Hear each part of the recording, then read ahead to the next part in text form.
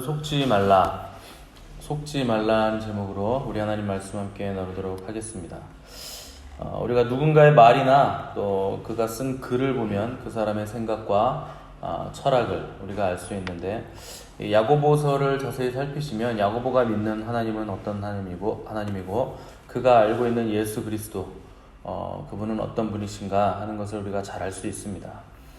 야고보는 자기 평생 목회를 통해서 깨달은 바를 교훈하기 위해서 야고보서를 썼고, 우리는 지난 10번의 시간을 통해서 시험, 또 기도, 가치관, 유혹, 이런 것들에 대한 야고보의 아주 귀중한 가르침을 살펴봤습니다.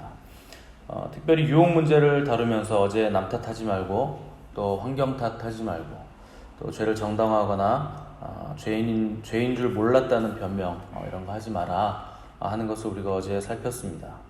왜 야고보가 이런 구체적인 지침들을 계속 주는가? 성도들이 자꾸 속기 때문에 그런 겁니다.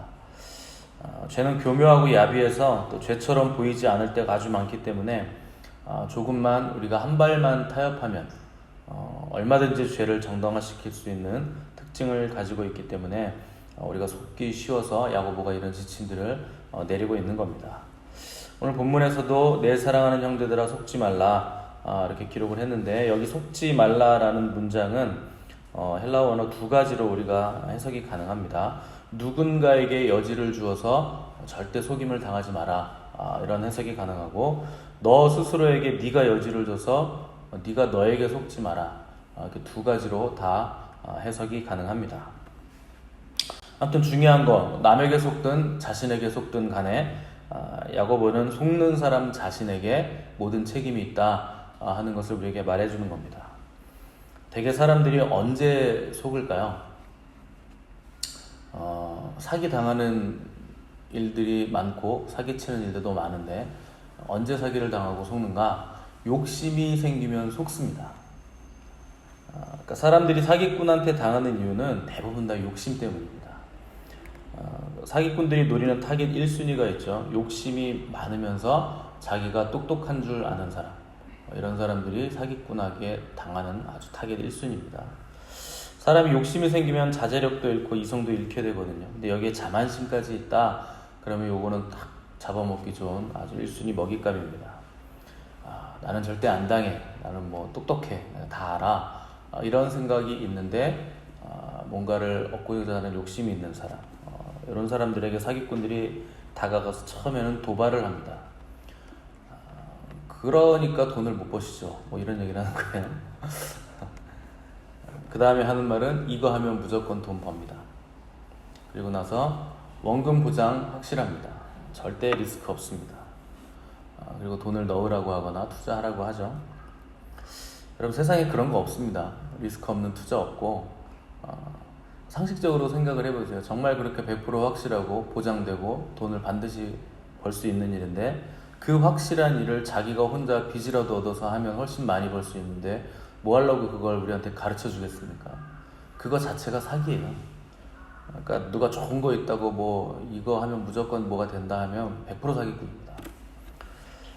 그런데도 왜 그런 사람들이 하는 말을 듣고 사기를 당하고 그렇게 돈을 뺏기는가? 욕심이 판단력을 흐려지게 하고 우리 눈을 가리게 만들기 때문에, 그것 때문에 다 사기를 당하는 겁니다.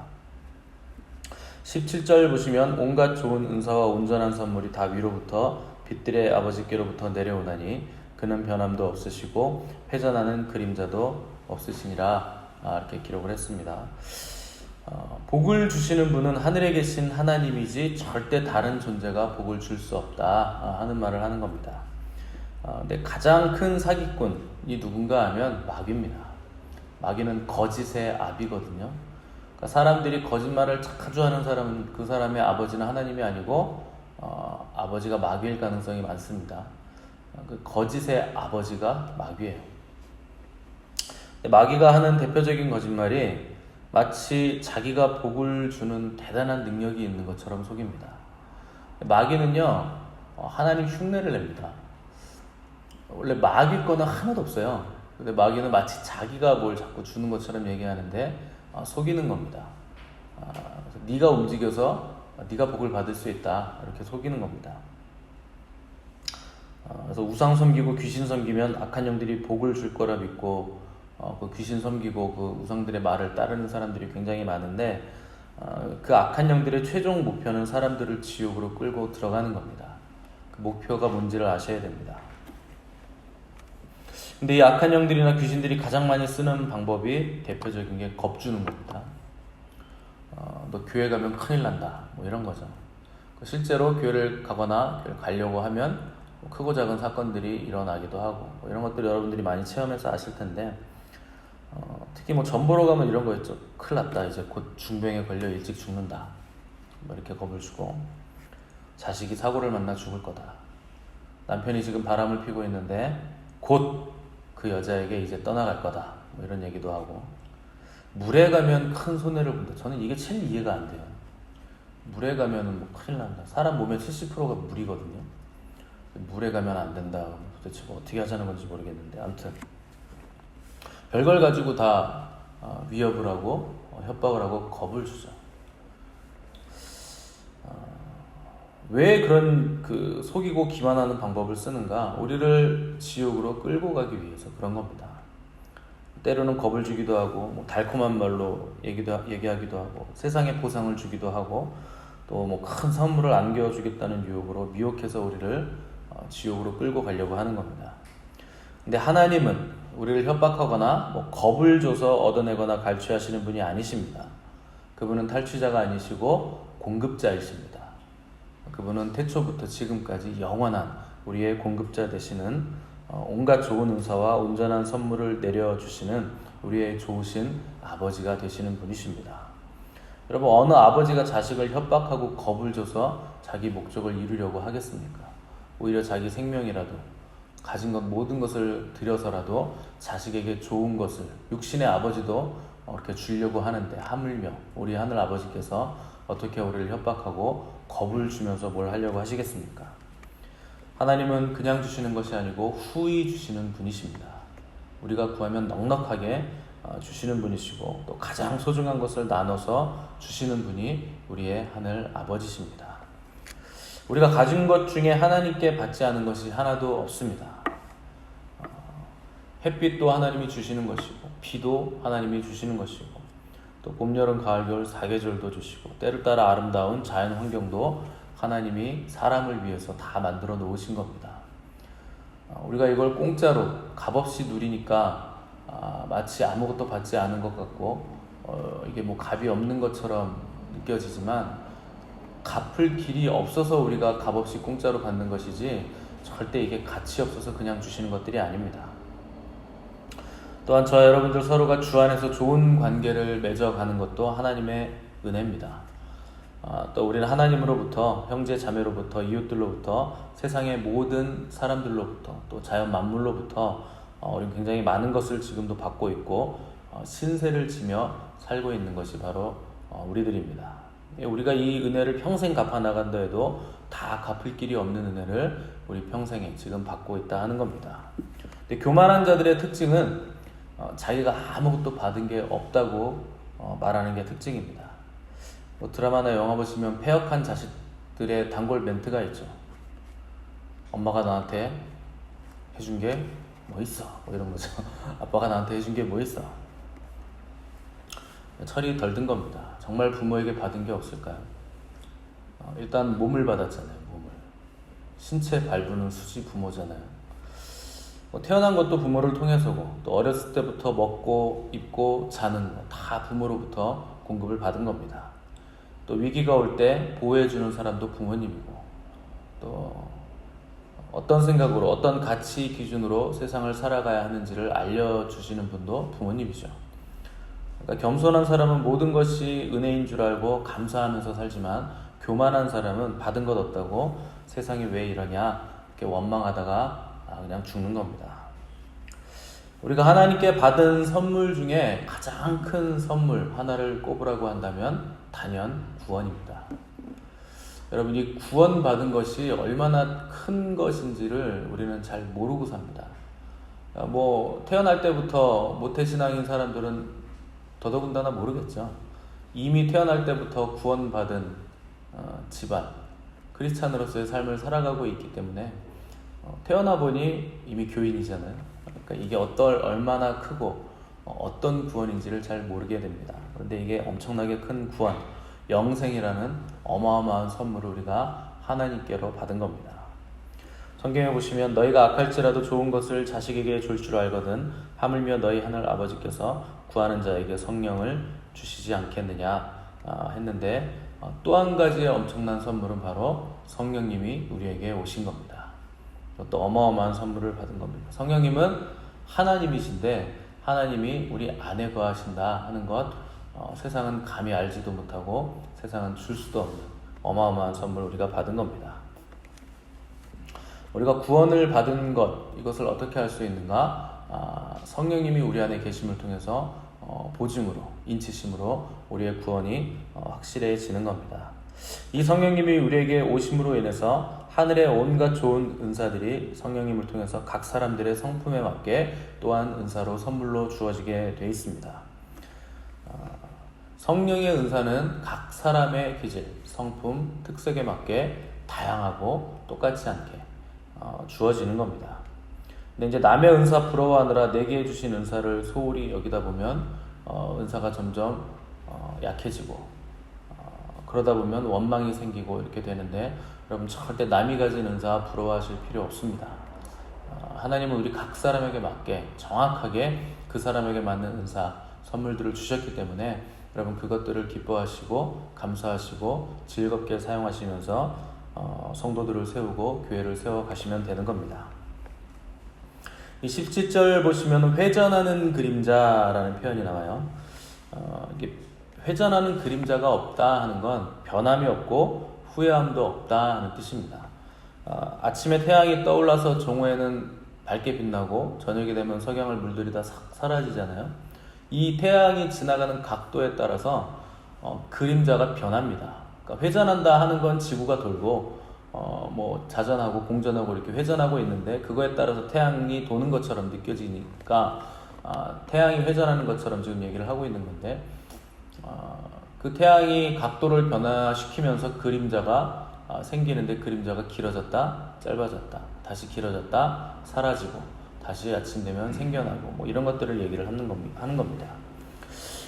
근데 하나님은 그런 변함이 없으시다. 그분이 빛이신데 그런 변함이 없는 빛이시다 하는 겁니다. 그분은 창조주이시기 때문에 모든 빛을 내는 발광체들의 아버지이신데 빛을 비추는 것 중에 가장 큰 빛이 태양빛입니다. 그리고 밤에는 달과 별들이 빛나는데 하나님이 빛들의 아버지시라 이렇게 표현을 해버리면 사람들이 당시에 이제 태양이 아주 큰 신이다라는 개념이 있었기 때문에 빛들의 아버지 하면 태양신이라고 오해할 여지가 있습니다. 그런데 회전하는 그림자가 없으시다라는 말을 덧붙임으로 인해서 자연에 있는 태양 같은 빛, 그런 빛이 아니시다 하는 것을 야고보가 설명을 하고 있는 겁니다. 그러니까 하나님의 빛은 자연에 있는 빛처럼 그림자가 생기는 빛이 아닙니다. 하나님의 빛은 초자연적인 빛이고 영원한 빛이기 때문에 그림자가 생기지 않는 빛입니다. 이 땅에서는 그런 빛을 우리가 본 적이 없죠. 근데 우리가 하나님을 만나면 하나님은 빛이시라 성경이 이렇게 기록하고 있는데 그분의 그 빛은 그림자가 생기지 않습니다. 그래서 회전하는 그림자가 없으시다 하는 표현을 쓴 겁니다. 후회가 없고 변함이 없고 이런 빛이 우리 하나님이시고 사람들은 뭘 주면 티를 내서 주고 과시하면서 주기 때문에 받는 사람이 자존심 상하고 상처받는 일이 굉장히 많은데 하나님이 주시는 것은 그런 그림자가 전혀 없다. 어두운 부분이 전혀 없다. 완전하고 완벽하고 받는 자가 너무나 기쁘고 그분이 하시는 모든 일은 사랑에 기인하기 때문에 우리가 아무런 부작용이 없이 그 사랑을 받고 선물을 받으면서도 기뻐하고 누릴 수 있다 하는 것을 야고보가 지금 회전하는 그림자가 없으시다 하는 것으로 표현을 한 겁니다. 또한 하나님은 우리의 아버지십니다. 아버지는 자녀를 좋아하고 기뻐하죠. 하나님도 우리를 좋아하고 기뻐하십니다. 우리는 하나님이 굉장히 고집불통 영감님인 것 같이 생각을 자꾸 하잖아요. 그래서 구원도 했고 성령도 줬고 은사도 줬으니 어디 한번 얼마나 잘 신앙생활하는지 지켜보자 거기서 팔짱 끼고 멀리서 보면서 우리를 노려보고 있으실 것 같은데 절대 그렇지 않다는 겁니다. 자기 자녀 작은 발걸음에도 박수를 쳐주는 부모님처럼 하나님은 하나님의 자녀들을 기뻐하시는 분이십니다. 스바냐 3장 17절 보시면 그가 너로 말미암아 기쁨을 이기지 못하시며 너를 잠잠히 사랑하시며 너로 말미암아 즐거이 부르며 기뻐하시리라, 이렇게 기록을 하고 있습니다. 잘 아시는 구절이죠.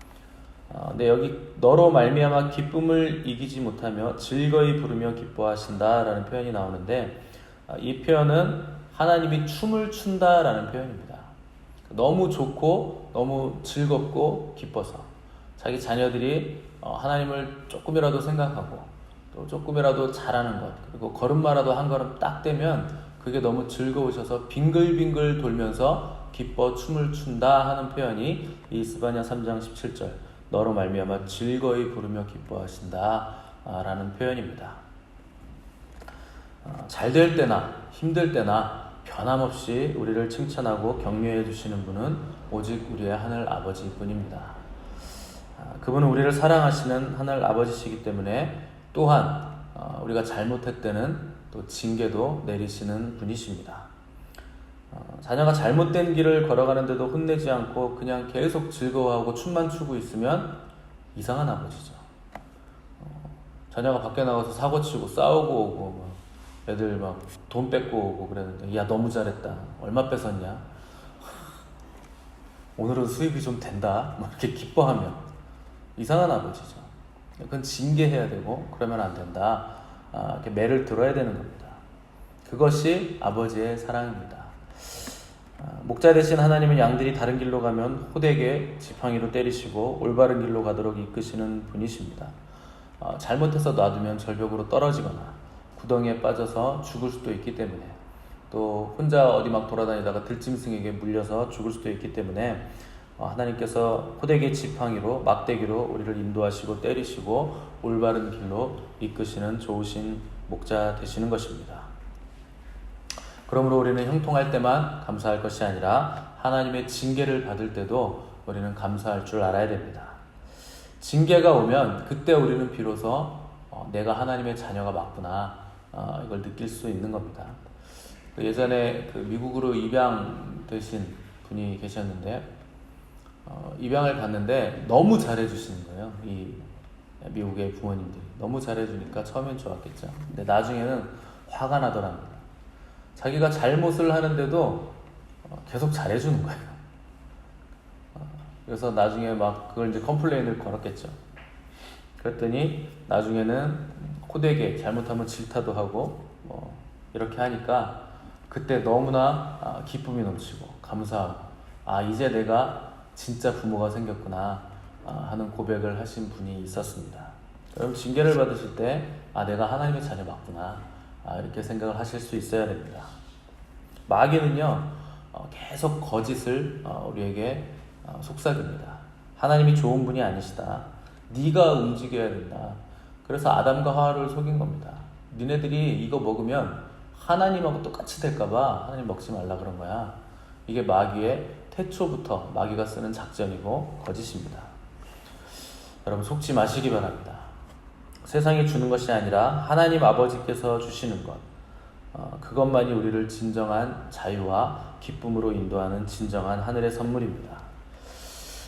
교회란 뭔가 이 혼탁한 세상 속에서 하나님의 나라와 그분의 통치를 가시적으로 보여주는 공동체입니다. 그러니까 하나님의 선물을 받은 하나님의 사람들의 삶은 어떠한 삶인가, 그분이 인도해 가는 삶이 얼마나 충만한 삶인가 하는 것을 세상 사람들의 눈으로 볼 수 있도록 우리가 삶으로 보여주는 자들이 바로 교회입니다. 이 살아있는 교회는 좋으신 하나님에 대한, 아버지 하나님에 대한 간증이 넘쳐나고 또 그로 인해서 감사와 기쁨이 충만한 예배를 드리고 또 극진히 하나님을 경배하고 담대하게 십자가의 삶을 살아가는 사람들로 북적이는 곳이 바로 교회입니다. 누구든지 교회에 오면 이런 사람들을 보고 감동을 받을 수 있어야 되고 도전을 받을 수 있어야 됩니다. 저는 우리 미션 처치가 이런 교회가 되기를 간절히 바랍니다. 여러분의 삶에 갈수록 기쁨과 충만과 극진한 경배가 넘쳐나시기를 바랍니다. 또 하나님 아버지가 얼마나 좋은 분이신가를 간증하는 간증들이 넘쳐나시기를 바랍니다. 그러면 그게 저의 가장 큰 기쁨이고 저의 가장 큰 열매입니다. 제 목적은 오로지 그거 하나입니다. 여러분들을 목자 되신 주님 앞으로 인도해 가는 것, 그리고 그분의 음성을 듣고 그분이 어디로 가시든지 끝까지 배도하지 않고 그분을 따라가는, 어린 양이 어디로 이끌든지 그곳을 따라가는 양들이 될 수 있도록 몰아가는 겁니다. 그러한 기쁨들이 저와 여러분의 삶에서 충만히 넘치기를 바라고, 우리 아버지 하나님을 사랑하고 의지하고 닮아가심으로 그분의 기쁨이 되는 저와 여러분 되시기를 간절히 바랍니다. 함께 기도하겠습니다.